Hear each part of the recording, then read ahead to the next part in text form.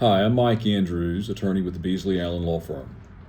Many of the families who we currently represent have asked for our thoughts on the recently released preliminary investigation report into the crash of Air India 171.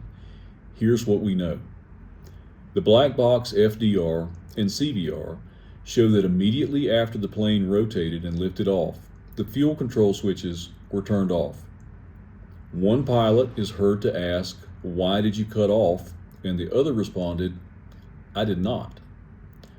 Immediately afterwards, both switches were turned back on, but there was not enough time for the engines to relight and spool up, which resulted in the crash. Anyone who currently blames either pilot for crashing the flight intentionally is purely speculating and may be seeking to shift the focus away from Boeing. By now, most of us have seen animations of how those switches are supposed to work.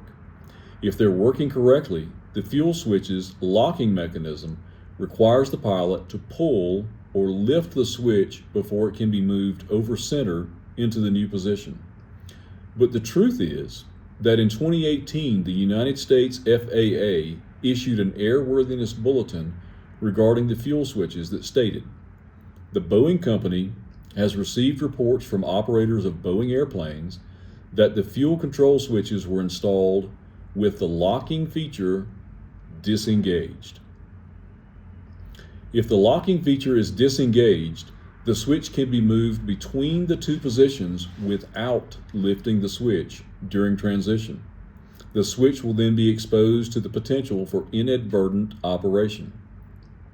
Inadvertent operation of the switch could result in an unintended consequence, such as in-flight engine shutdown."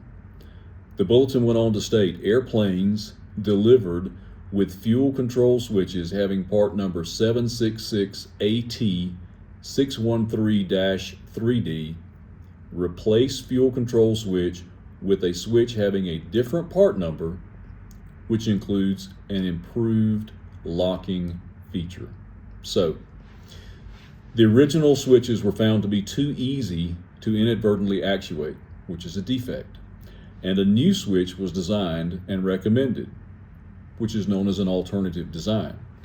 The only problem is that the FAA bulletin, number one, since it was issued by the FAA in the United States, applied to U.S. carriers, and two, it was only a bulletin, not a directive, which would have been mandatory.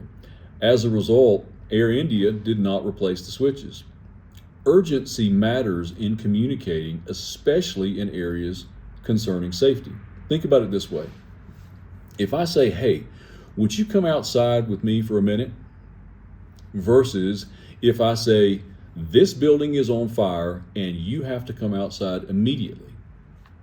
I have communicated to you the same thing both ways, but one way stressed the urgency and the danger.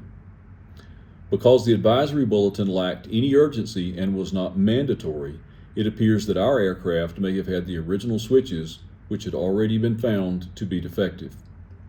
The intent of the locking switches were intended to prevent inadvertent actuation. The Boeing 787 was billed as one of the most complex civilian Boeing aircraft with the most electric controls.